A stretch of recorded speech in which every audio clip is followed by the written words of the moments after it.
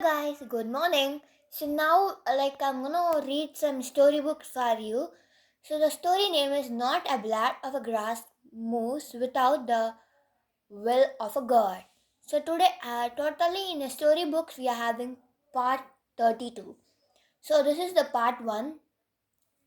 So let's start. Let's get started.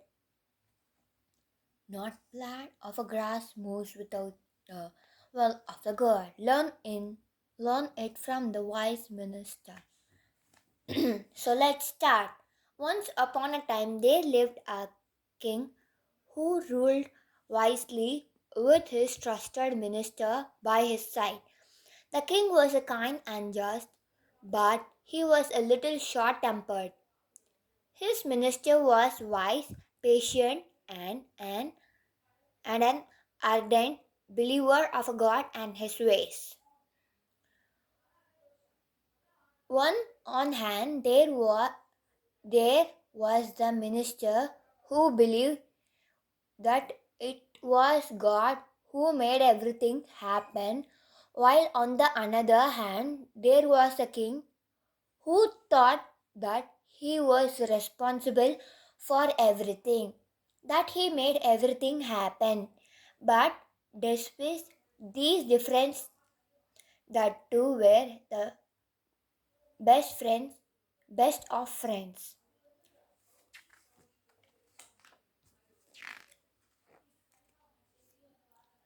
One day, the king decided to go into the forest to herd wild beasts so that his citizens were protected from any danger from them.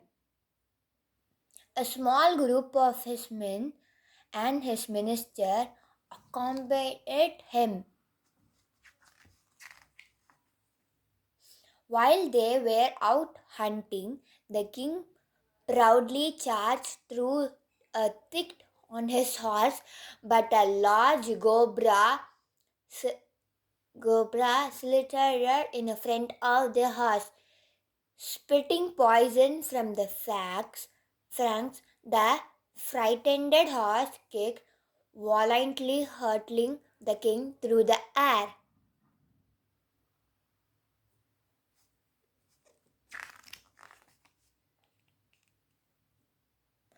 The king crashed to the ground beside the snake and it promptly snapped his fangs into the king's finger and then stretched back into the undergrowth. The king realized that unless his finger was quickly removed, the poison would travel through his body, reach his heart, and kill him. Without hesitating, he unsheathed his sharp sword and chopped off the finger. His minister bandaged the king's hand and tried to pacify him with wise words. Take this simply as the mercury of the Lord, accept it part of his plan. The king, shaken and upset, did not appreciate the minister's view. Be quiet, he snapped. But the minister continued to speak of the Lord's mercury. This enraged the king so much that he ordered his men, take this foolish minister back to the city and cast him in the dungeon.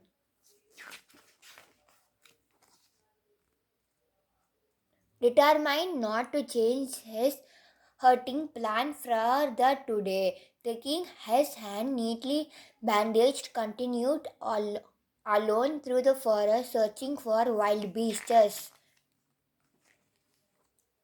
A short while later, he was ambushed by a gang of bandits.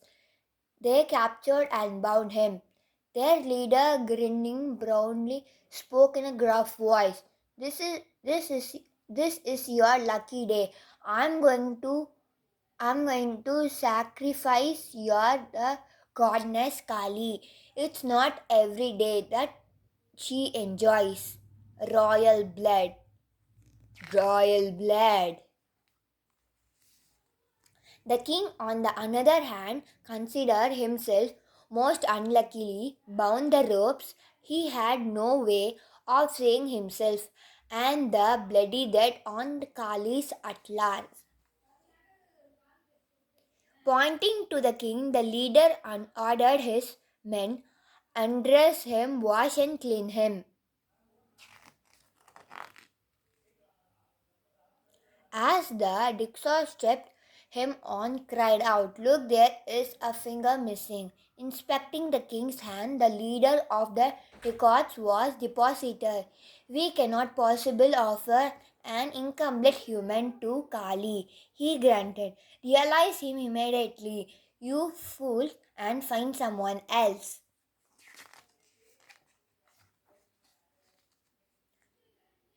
Reviled to be afraid so suddenly, the king mounted his horse and sped back to the city.